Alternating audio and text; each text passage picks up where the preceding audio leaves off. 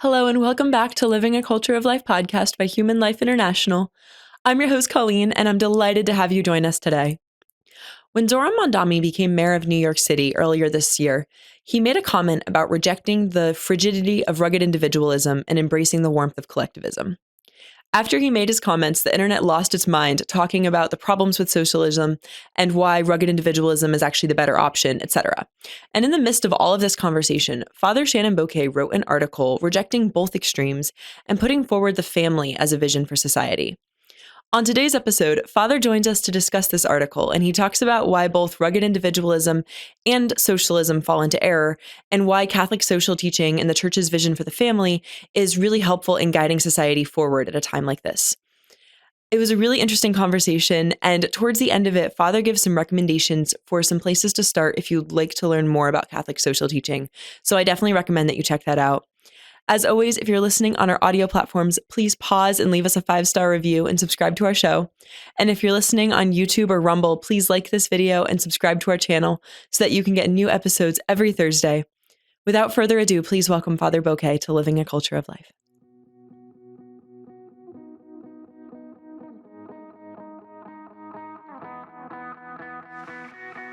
Welcome back to the podcast, Father. Oh, Colleen, always a great blessing to be back with you, especially coming from the mission field and preparing to head back out into the mission field. So it's always nice to be in the office. Oh, yeah. It's always great to have you here and great for me to be able to come into the office and be able to have these conversations with you. So lots to catch up on, but also lots happening. Yes. Well, I'm actually really excited for today's episode. So you wrote an article at the beginning of January that was talking about Zoran Mamdani's inauguration as New York City mayor and a comment that he made about how he promised to, I'm going to read it so I get the quote correct, replace the frigidity of rugged individualism with the warmth of collectivism.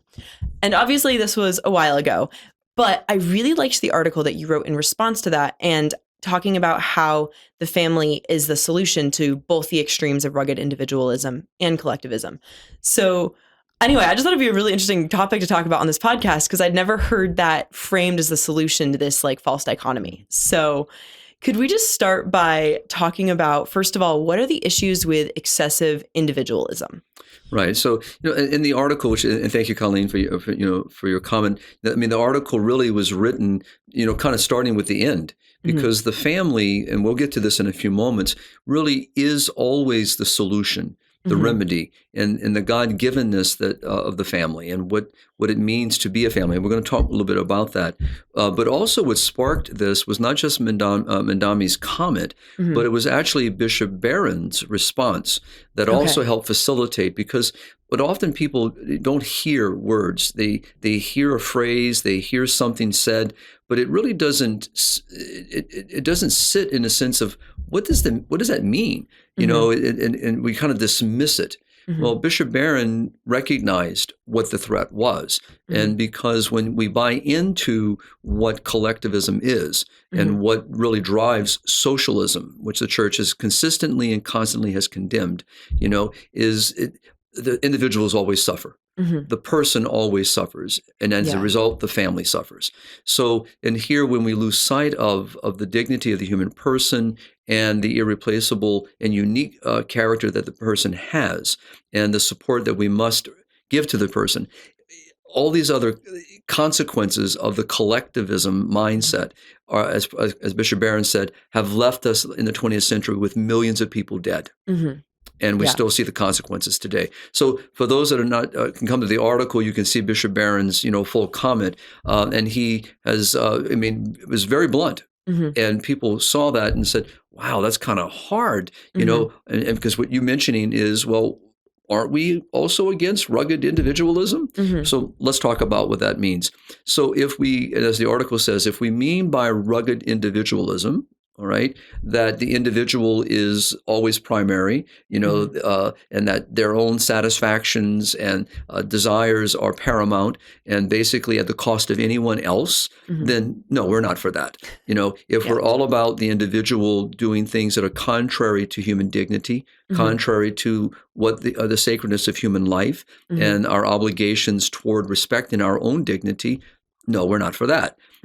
Even Cardinal Sarah in his book, The Day is Now Far Spent, which I quote in the article, also speaks about individualism is a ruin.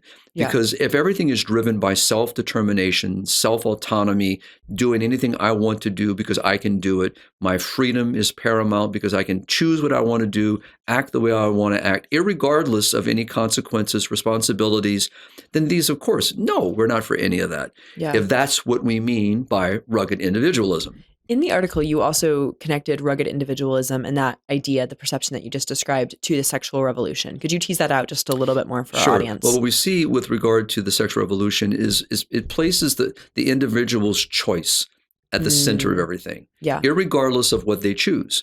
And so no longer starting with an objective truth, one, first and foremost, about the human person, and that certain choices are never permissible because they violate human dignity and they violate the intrinsic value of the human person. And they also falsify goods like human sexuality, conjugal love. Also, as we see with the result of the sexual revolution, the acts of contraception are contrary to the dignity of marriage. Abortion obviously destroys human life. So these things are really are things that we need to point out. And understand their mindsets flow from other mindsets and ideologies. And this is what I kind of flesh out in the article. So if we're talking about rugged individualism from that definition, then of course, no, we're not for that. Because almost when you're reading it, it kind of gives the impression that even Bishop Barron's comment, are you in favor of rugged individualism? Well, it depends what you mean by the term. But what Mamdani uses is the term collectivism, and that's the real word here. And so here, collectivism means, and its identity is, when you think about how everything is seen from a group mentality and seen also how does the individual fit as a cog, as a mechanism within the group mentality. And basically the individual is no longer seen for their unique, irreplaceable character, but seen from the point of view of their contribution to the whole and to the machine moving, and obviously to who determines what the machine does. It's going to be those that are in charge. So now we move toward, the ideas of socialism and what we see under the communism in its mindset. So these are things that are very dangerous. And so both extremes are unacceptable. Could you explain how collectivism differs from the Catholic perception of the common good? Because I think that would be, if someone's not super familiar with what the church teaches about common good, you might see collectivism as, well, obviously we need to care for the common good and individuals are a small part in that and we all have a part to play. So could you just, explain that a little bit more? I think what we'll do here is let me just pull, just a little something for us to read and that'll kind of help with this understanding. So what I did in the article, just to, again, help us anchor ourselves in the church's teaching. So here I'm pulling from a document that is from John Paul II, St. John Paul II. And he's talking about starting with the human person, all right? And so at the heart of all social teaching, as we've discussed several times on our podcast, is the dignity of the human person, which is rooted in the fact that we're made in the image and likeness of God. That is the starting point of our conversation. And so this understanding confers, an inherent dignity upon each and every individual. And so that precedes the state, precedes the economy, precedes political ideologies, precedes political parties. And so thus the individual can never be subjugated, all right, to an impersonal kind of general aims, no matter how well intended, all right. So when you look at the issue of collectivism, what it does is it ignores all of that. Okay. All right. And so while sometimes motivated by, as I mentioned in the article, sincere intentions, trying to alleviate suffering, thinking that we can alleviate poverty if we just fall under this particular mindset of collectivism. But what it does, but the individual becomes devalued in the situation. And then all of a sudden what we have is basically, everything is really serving the collective view, serving the collective mindset. And the individuality of the person, the unique character of that individual, the intrinsic value of that human person really is lost, and they're also their contribution. So here's where we see the individual and the common good reinforce each other. So if I don't understand the dignity of the human person, and that the common good really in all that its efforts are aimed at is the well-being of the individual, the well-being of the human person. And so it's no longer reinforcing the individual, but seeing the individual as either a limitation, a burden, and basically as something to be used, and also fits into their machine, if you will. And so here it's a danger. It's a tremendous danger. And so looking at how does the common good, and that's why the family is really where we want to get to, because it'll help explain why the church takes this approach. It sounds like what you're describing with collectivism is very utilitarian, where each individual person is seen, like their worth is determined by how much they're able to contribute to this broader collective like goal. And then the common good, it seems like you're describing the goal of the common good is for the thriving of each individual person.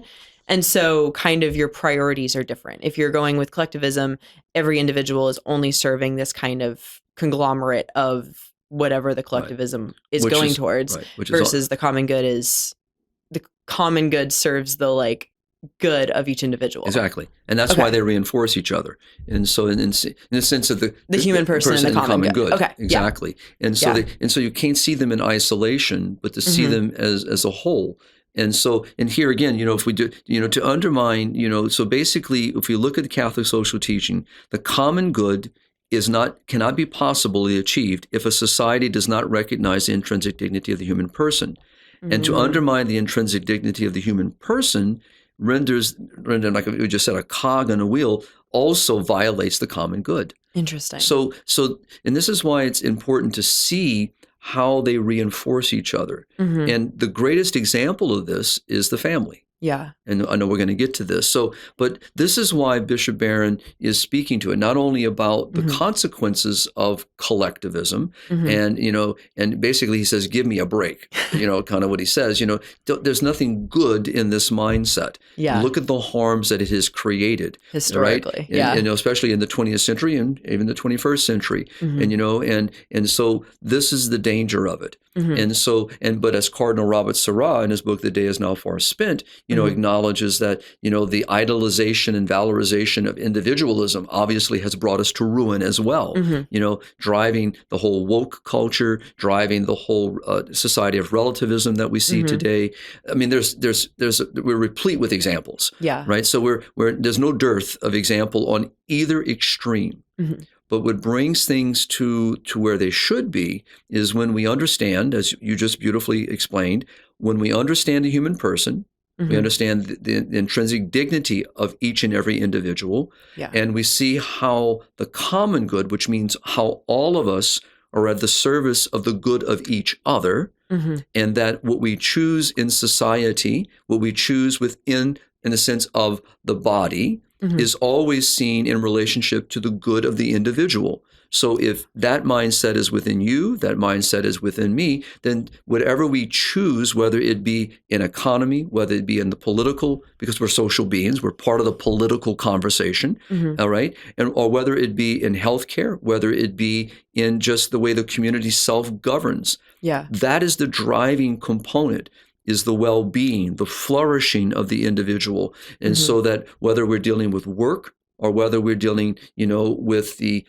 how we care for those who are sick, how we care for those with mental disabilities, whatever that dynamic is, it starts with that relationship we have to each other that does not subvert your dignity, that does not ignore the dignity of each and every person. And at the same time, that's what I mean by reinforcing each other. But you cannot have the common good without understanding the intrinsic dignity of the human person. And so that's why it's important to see them in conversation together. Yeah. And that's one reason I did want to do an episode on this topic, is because I felt like I saw a lot online when Mamdani first made that comment, and it was a lot of people saying, no, reject socialism, reject communism, reject the collectivism.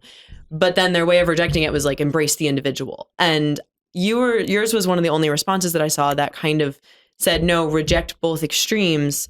The solution is the family, but also just the solution seems to be a proper understanding of the human person, because if you accept the dignity of the human person, then that also means that you see that the human person needs other human persons to be able to survive and is reliant. Like you said, we're social human beings. We're like, we exist within politics, we exist within a community, we exist within a family, and we're reliant on each other. And that means that you also need the common good. So yeah, like I said, that was one reason I wanted to talk about this, was just because you seemed to reject a false dichotomy that people were falling into of going all on one side or all on the other. Yeah, people kind of, the article that I wrote, just recently again, people try to just give this path or this path, but don't ever look at there's a possibility of a third option here, or a third way of approachment, and here it's another example of it. And again, because we're rejecting one mindset, which we should, and that's what even Bishop Barron says. The church is clear. Yes. We do not accept socialism, and so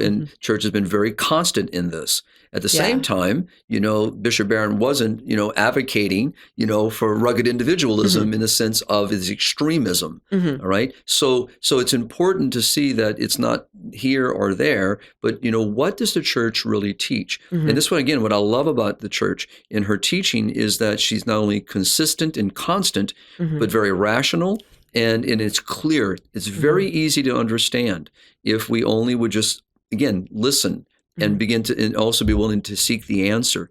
And her history helps her in her wisdom. I mean, she's 2,000 years plus old. She knows, from history, and she carries that with her through time. Yeah. And so if we only would just listen to her. So could you then explain for our audience why the family is the solution to rejecting the false dichotomy and embracing the dignity of the human person and the common good? Yeah, I think it's something, so beautiful. And so if we think, just put the family in mindset. Okay. So we have a husband and wife, and the beauty and openness to children, the welcoming of children. So when we look at the common good of the family, so we look at the family as a group. All right. But each person within that group exists for the well-being of the other. So let's just start with marriage. A man and woman pledge themselves to each other in a covenant of love.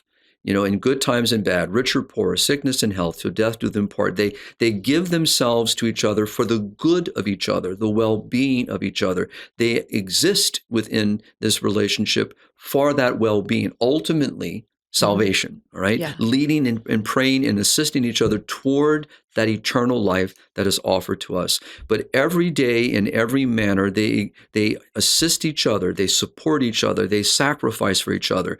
They're willing to give of themselves for the good of the other, even sacrificing things that they wouldn't want because of the well-being of the other. This is the heart that beats within that beautiful covenant of love, and that's the language that we must start with. And so every waking moment, this is what they exist for, and this is what, in the sense where those vows really manifest themselves in daily life. And the reason why they make choices they do, and why, forgiveness and mercy and compassion and attentiveness all play into this, and to help each other to grow and to mature in love, through love, and because of love. And so in that love and the openness of their love, the welcoming of children. So each one is an individual. So the individuals don't lose themselves. They actually find themselves, through marriage. They come to know their capacities, their abilities, that the fact that they can love in ways they never thought they were capable of doing, especially as they're tested, through their relationship and through just daily living and the messiness of daily life that can present themselves. And so that's what those vows manifest themselves. But yet through those sacrifices, through those so-called bad times, what it means by that is the difficulties, the challenges. It just strengthens their love because they're willing to endure all things, accept all things for the good of each other. Yeah. So the individual is really brought to a wonder and awe in that. At the same time, there's a common, so they make decisions for the good of each other. Yeah. Never in a sense of placing oneself over the other. So children come up in such a cradle, as quoting Pope Leo, the 14th, talking about the family being the cradle of humanity. So within that cradle, children are born. into this beautiful family with their own unique individual characters and wonder and awe that is irrepeatable. And so they enter into this group, this covenant of love. And again, mom and dad making decisions for the good of their children, for the well-being of their children, guiding their children, teaching their children, helping their children in decision-making, knowing right from wrong, knowing how to have their own gifts rise. And then as children begin to grow in that mindset, they understand it is also that the parents don't exist purely to serve their need. We're not talking about the rugged individual here, that mom and dad are here to serve my every need, my every whim, my every cause. No, mom and dad are here to love me and care for me and provide for me and to assure of stability within the home through their love and their fidelity and all the exclusive relationship they have with each other. But I grow up in that light. I grow up in that environment, that culture of life that we talk about so often. But also the parents are helping the child to see their personality, their skills, their gifts, their talents, their own vocation, and then seeing from how their parents interact and seeing how forgiveness is expressed, how mercy is expressed, how care and kindness and attention. So all this is, they're not replacing each other. They're not cogs within the wheel, within the machine, that they are seen as individuals, but seen as working for the common good of the family, seeking the good of the family, seeking the well-being of the family. And here, just use practical things, the idea of providing cooking a meal, laundering clothing, cutting the grass, cleaning the windows, sweeping the house, taking out the garbage. I mean, all these things are part of the collective, using that word there in a proper understanding, for the good of each other, right? For the well-being of each other, and how each one in their roles and responsibilities are taking on to help support the whole, to support the good. But they don't see it as a task. They don't, it's something some people do see it that way, of course, especially children as they're aging, they might see it that way. But in reality, if they're being modeled, they begin to see that their responsibility toward each other is equal, though different. There's a priority, of course, and hierarchy, of responsibility. But they see that. They begin to understand that I have an obligation to you. You have one to me. And in that family unit, all right, we see the common good being lived. Right? And the challenges that brings, which is in a sense of a kind of a microcosm, that happens there, that begins to grow into the larger community, because that's exactly what society is, a complexity, of many individuals living in harmony within a society and within a culture, and in working for each other, for the good of each other, for the good of society, for the good of the community. And so in seeing that there are certain values that are not values at all, that are harms, we will not tolerate them. We will not accept that behavior because it harms the individual and harms society, right? So this is what we're talking about. Yeah, no, that makes sense. One thing that struck me as you were talking about just describing the family was thinking about how of all the individuals within the family, no one's replaceable. Right. Like you couldn't be like mom, dad, and 7 kids and then just take out one of the kids and put a different child in their place. Like obviously, like if you adopt a child or something like that, that's a different story. But you can't just like take a child away from parents and put a different child there and expect them not to notice. Correct. Like each person is important and loved and belongs to that family, and someone else might be able to cut the grass, but you can't just swap dad and expect to have the same dynamics. It doesn't work that way. So you're not just a cog in the wheel where your entire importance comes from what you can do, but from who you are. Right. And it's making me think, and I didn't mention in the article, but it's if for those that are sci-fi, enthusiasts, and, remember the Star Trek Next Generation, in the sense of the Borg, then people, the collective, and the idea is that parts are interchangeable, and a person no longer has that unique individuality and the uniqueness of being made in the image and likeness of God. That's not the vision. And so basically the interchangeable parts, the way that, that we will replace you, and so that's not the mindset. That the social doctrine advocates and teaches, not the mindset of the family. And as you said, and we see this, in family life when a family member is lost, it's not just a member, it's not just a number. This is a person that is with their personality, with their beauty, and with their uniqueness that's no longer present, and it's hurtful. It hurts. It's painful. We miss them. We love them. And yes, as we know, that a person could lose a spouse, to an accident, to disease, and may remarry. Yeah. But that person is still part of them. It's always logged in a part of their heart, especially depending on where the age of the family is. I mean, memories are cherished and honored, not just, again, it's not like a piece that you just replace in a puzzle piece that you add into the whole. Well, and even in a situation like that, the person who marries into the family has something new to contribute, but they're not replacing the person who was lost. That's correct. They're like in addition to, not just like in place of. Exactly. And for parents, and one day that, obviously that's something that you will share in the ideas of welcoming of children. The beauty of it is every child is a gift. Every child is unique. No child is the same. They may have come from the beautiful life of love, of the same husband and wife, but they all bring this beauty and uniqueness, and it's something so wonderful to see. And that's why when there's a child that's been lost, you know that it affects everyone. And you hear, children will express that, that he or she used to do A, now we're doing it. So there's something that they recognize, that not just a presence in the sense of a lineup, but that there is really the presence of this individual is no longer with us physically.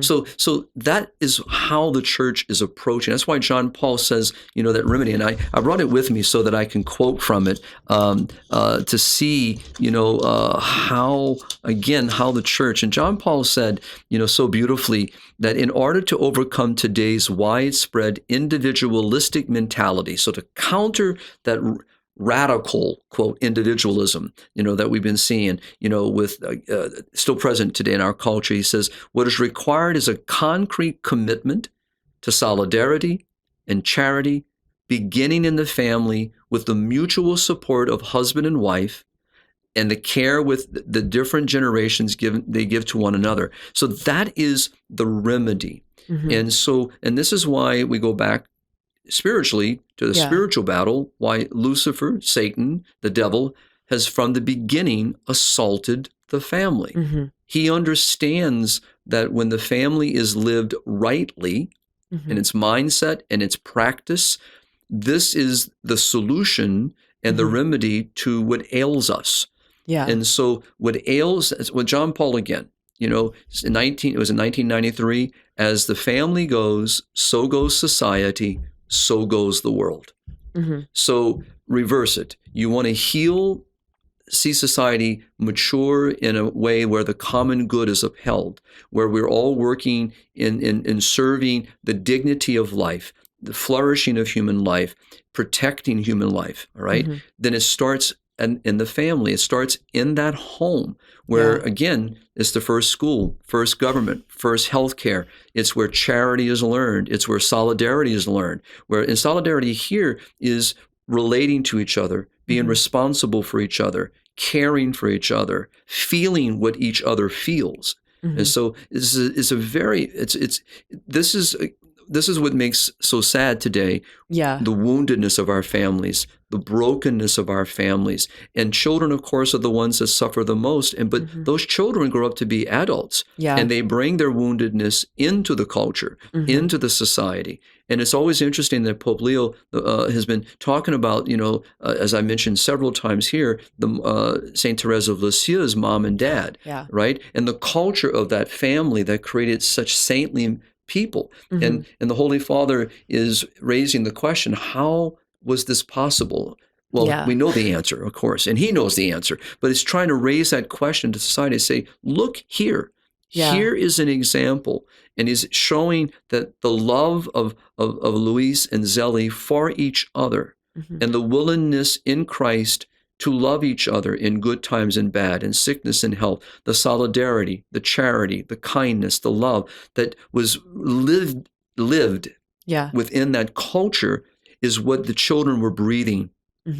I wrote an article many years ago called Breathing Catholic Air. In a way, this is what we're talking about. Breathing that air daily is what creates a mindset, creates an approach, and this doesn't just stay in the family. The domestic church it grows from the domestic church into the church at large, into the community, into the common good and the support of the common good. So that's why they reinforce each other. And that's why I return to that. And and I'm repeating it because it can be a little confusing because you hear people talk about the common good. And then you hear people talk about the sacredness of human life. And sometimes you'll see them like they're opposed to each other. And sometimes they're not explained properly. And sometimes they're not intentionally, explained, but fortunately people not hearing, the fullness of the church's teaching in that regard. They can walk away going, they see them in opposition, and they're not. Yeah. They're not. Well, and that was why I wanted to bring up the fact that within a family, nobody's just replaceable, because I think that helps you understand how you can talk about the dignity of the human person and the importance of the human person and recognizing that, and then also see how within the common good, like, you're not a cog in the machine. You're loved and cared for who you are. And you might even have, like you were saying, we're all reliant on each other. You might have a member of the family, maybe a child, but also maybe someone with disabilities who is very reliant on the rest of the family for most of their everyday needs, and from a utilitarian perspective doesn't contribute anything. But people who have family dynamics like that know that that individual does have so much to contribute. And really the remedy for this radical individualism really is within the family again, because it's where a child sees, and we see this with children in general, because, in the very early stages of development, a lot of things revolve around themselves, and that's understandable. And so, but as they begin to grow, you're teaching them that they're part of a family. They're part of and here again, I use the word unit, but they're part of that unit, and they have, not only do I have an obligation toward you, but what you say and do affects the rest of us. Yeah. And so these are to see that solidarity. And also you can see all the principles come alive, right? Stewardship comes alive. You can see where the respect for human dignity is there. You can see where participation and community and family, you can see where all the aspects really become manifested within that family. And this is what children are to learn. This is what they're called to learn, but also themselves to see that they're contributing. So it's not like they're just there riding the carpet along life, that they're contributing to the good of the family. And you just gave a great example of that. You may have a member of the family that maybe has a physical handicap. Maybe you might be dealing with one of the members of the family that is dealing with Down syndrome. And or like in my family, where you have family members that will never leave the home because of their need and because of where their state in life, and in a sense sometimes mental issues or maybe other handicaps that are present, knowing that they will not marry one day. So that means mom and dad know that this is part of love. This is part, and this is something that other children see and other people see. And this also then migrates back to the common good of how we approach the care of the elderly and the sick and the dying and the poor, the transient, whoever they may be within the society is seen first and foremost for their intrinsic dignity, the incomparable value of every person, no matter what their state may be in life, and to see that. But let's be honest, let's go back.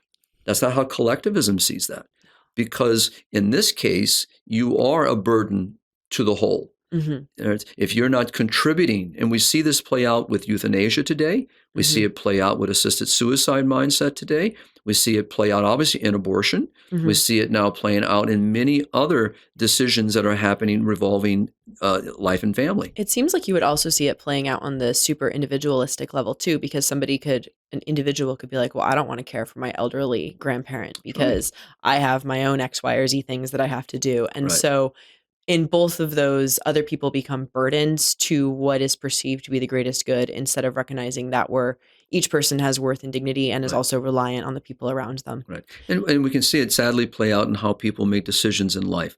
So choosing, careers, professional lives over, and how that leads down the road, for many as they come to other parts of life and realizing they're alone, and it's all based on decisions that are made much earlier in life.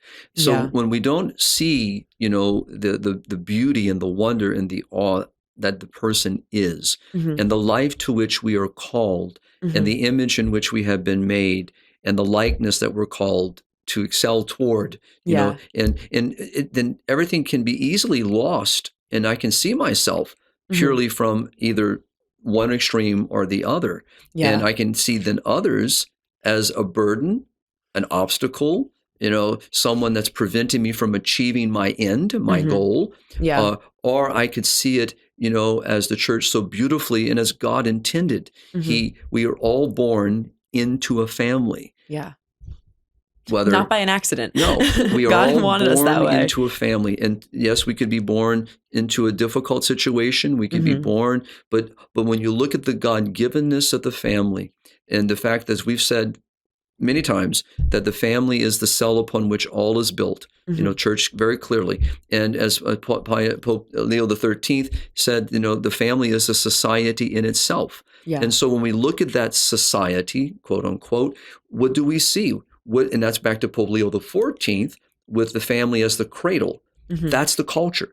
So this is why I ended the article, you know, in that direction, didn't begin, because I'm trying to lead people, you know, from, you know, what they're hearing. So whether they heard from the mayor of New York, you know, or what they heard from Bishop Barron and his response, and then what do we know from experience from the 20th century and the 21st century on these issues? What are we seeing currently, you know, in the debate today on the ground with our own eyes play out, you know, in media, play out in the evening news, you know, to what we're called to live, and what really is, you know, those two beautiful dynamisms that support and reinforce each other, that are working in harmony with each other, not opposed to each other, but one really does become dependent upon the other to start with. And that is, if we don't understand the intrinsic dignity of the human person, then we cannot understand the common good, right? And the common good cannot thrive without that first understanding. So going back to what you were just saying about the mayor's comments and all of that, this was actually a little bit of pushback that I did want to bring, of saying that the family is the solution to the false dichotomy of individualism versus collectivism. I think when people talk about rugged individualism or collectivism, they're thinking about it kind of on a macro level, on a societal level. And the family is very small. Like, I can't have the same care for each person in America that I have for my parents. And I shouldn't. Like, my parents are my parents. There is a special bond there that you're supposed to be, like, closer to your family.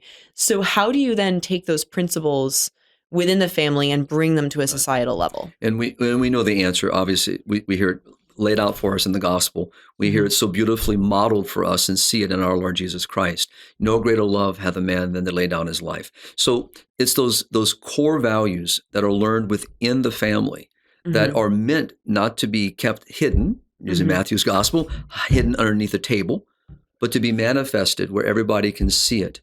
And then we hear Matthew 25 when the Lord speaks, Lord, when did I see you hungry? Lord, when did I see you thirsty? So what we see is that we also have an obligation toward each other. And yes, you're explaining a beautiful hierarchy, if you will, of not of value, but in the sense of how we approach, and how my immediate family, my immediate circle is my primary obligation. But it's not meant to stay there. It's not meant to be isolated there. Matter of fact, it's what I learn in that environment that helps me to manifest it in the larger community, to take that, if you will, that proverbial rock into the water, that first ring where it hits may be that immediate circle of impact.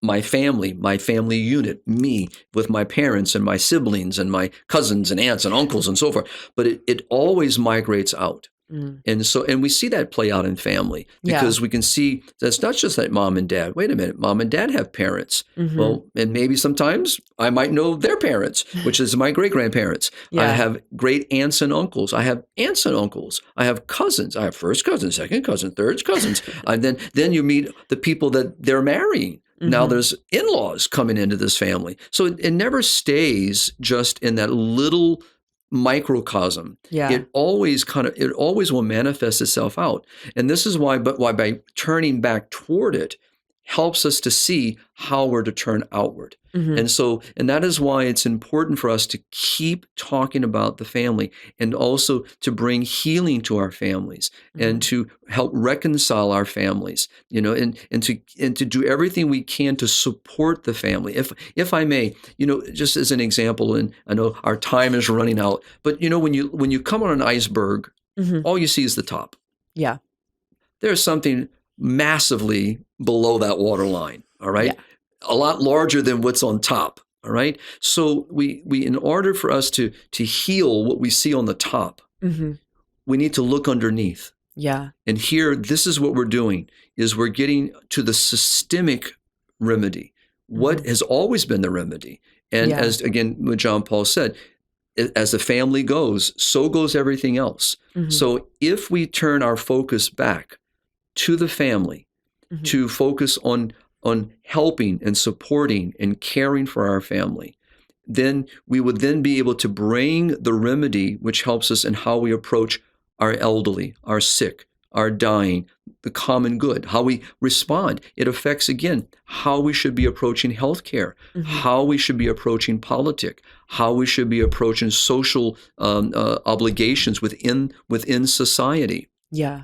But because we've lost an understanding of family, which is meaning we've also lost the understanding of the individual, here the inherent value of the and dignity of the individual. As a result, we have seen what Bishop Barron is saying. We've seen the consequence of this, where we have had a murderous century, and today we are still sadly participating in crimes against human dignity, through the violence of abortion, euthanasia, assisted suicide, and a litany of other issues. And so the only way that is going to change is if we return to what we learn in the family. And here is where I would say this, but we also know that sometimes it's in the family where these values are taught. Not the way they should be, but sadly we also know how these ideologies and mindsets have crept into the family, and as a result, the very unit, the very way in which God intended to be not only a good in themselves, but to have that good manifested in the common relationship with other who are living out that good. We're not seeing that. So as a result, we're seeing the negative side of it, and that is where individualism is taught in its radicalness, where decisions are made not about the good of others or the well-being of others, but again, usury, efficiency, utilitarianism, again, a radical individualism at work. And then we also see how that plays out in the community, where we see collectivism being lived out, right? So I say this, from the way I've always approached and strive to approach. And from a business model, it may not make any sense, but Human Life International is a Catholic apostolate, and my way of managing and guiding and working in collaboration with my staff always strives to begin with that. And that is, we are a Catholic institution, which means I'm going to go out of my way to act as I'm called to act, respecting, the dignity of the human person, and not seeing them as cogs in a wheel that when they don't do something or something doesn't happen, or maybe, when in the regular business world, they'd have been dismissed very quickly because of, they didn't show up for work, or maybe they're too sickly, or maybe this. This is not how we approach. Yes, things need to be done. Yes, there are things that need to be accomplished. Yes, we have tasks that are responsible for. All that's very true. But if we don't start with the human person's dignity and the fact that we owe each other respect for that, and even as we make firm corrections, or maybe make fraternal corrections, and maybe make decisions that does result in someone moving on, but it has never been lost on the fact that, that respect for each person must be paramount. And if that gets lost, then we're no different than any other institution. And as you've heard me say, we have to stink like a Catholic. And I say that only because that's the way it should be lived. And that becomes manifested in all the other institutions that the church is engaged in, whether that be in adoptive services, whether it be in end-of-life care, whether it be in nursing skilled facilities, whether it be in our hospitals, or whether it be, the way we advocate in Congress, with, our lobbyists. Everything flows from this. Yeah. And, and if we lose that understanding, then in a way, we're no longer, quote, God is the solution, His is the solution, but we're no longer part of the remedy. Mm-hmm. We're actually part of the problem. Yeah. And we know that is a reality, very sadly, in the church. That's why turning back, and that's why I just say John Paul was on target when he talked about the need for a new evangelization. Yeah. Within the church. And that means within the body of Christ. It's within her. And then we can then move forward. So yeah, it's a real challenge. So yeah. I found it a very interesting, way of looking at this. Mm-hmm. And so I was very grateful for the chance to write it and to work on it and to talk about it. Yeah. Well, and I was, like I said, grateful that you brought this kind of different perspective to looking at it, because like I said, a lot of what I was seeing was either like, pro-collectivism or anti-collectivism, embrace the individualism, and obviously embrace the individual as in human dignity. That's good. Like each person is individual and has unique gifts and talents, and like your individuality is good, but then also like you are part of this broader common good. And so being able to kind of have this, I've read enough Aquinas. It's the both and, like reject both extremes. It's the tightrope in the middle, the virtue, the mean between extremes. But I was really appreciated that you brought that new perspective to look at it. And I would just end with this and just saying, I encourage, all of our readers and listeners, and anyone really who wants to better understand is read what the church teaches in her social teaching. Mm-hmm. Read the doctrine of the church. Yeah. Grow in understanding.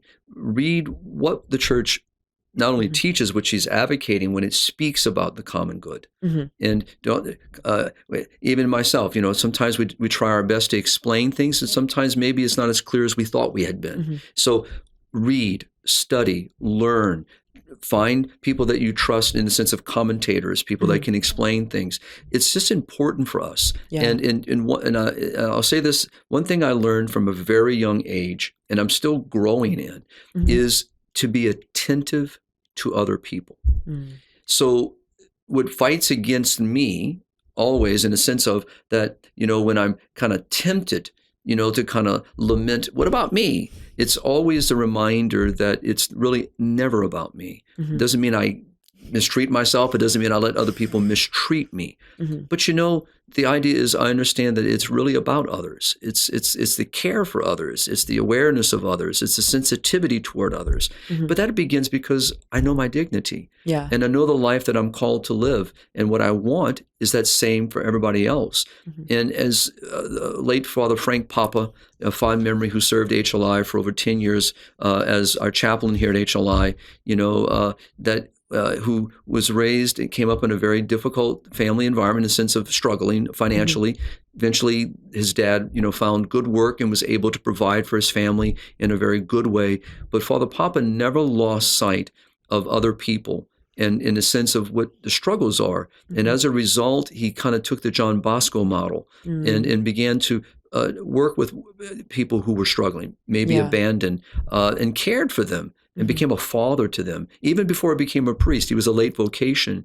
And he always said, this is somebody's somebody. Mm-hmm. That's what we have to remember. Yeah. That no matter what we may see, maybe not as pretty because of maybe what they're engaged in, or maybe the way they're living, or the attitude, or whatever. Mm-hmm. And we may forget that, in that moment, but to remember that they are somebody. They are somebody. They are someone made in the image and likeness of God. There's a beauty there, even though they may not see it. Yeah. It's for me to see it and how I respond. So as Christ says, not what goes in, it's what comes out. Mm-hmm. So that's the part. What I may be seeing may be hard, but what am I going to do? Yeah. And that's meant to be learned in the family. And I have to say, I was blessed to be raised in such an environment. Mm-hmm. Still growing, still learning, but I have to say the root was good for me, and I'm very grateful for it. And it's actually brought me to where I am today. So, this is what we're after. Yeah. This is what we're after. And not to duplicate me, but to duplicate this good. No, but that does show the fruit of growing up, like what a family is supposed to bring about, what mindset it's supposed to instill. As one last question, Father, you were saying that you encourage listeners who want to learn more to like look into what the church teaches, Catholic social teaching. Do you have a recommendation of a good place to start? The Compendium on the Social Doctrine of the Church. Okay. And that's a perfect place. It's all online, and it's just going to outline what is the social doctrine of the church? What is it? And so in any of my articles, people will see it. You'll know that I'm quoting from it periodically because you see a long title and then a number, and so, but that's where I would encourage people. And I would just say, read, if you haven't read Rerum Novarum by Pope Leo XIII, I would encourage it. I would read Centesimus Annus, which is the 100th anniversary of Rerum Novarum, where John Paul is writing, looking back, but looking ahead. That would be a great document as well. I would read Deus Caritas Est by Benedict XVI. Read. Yes. Just read.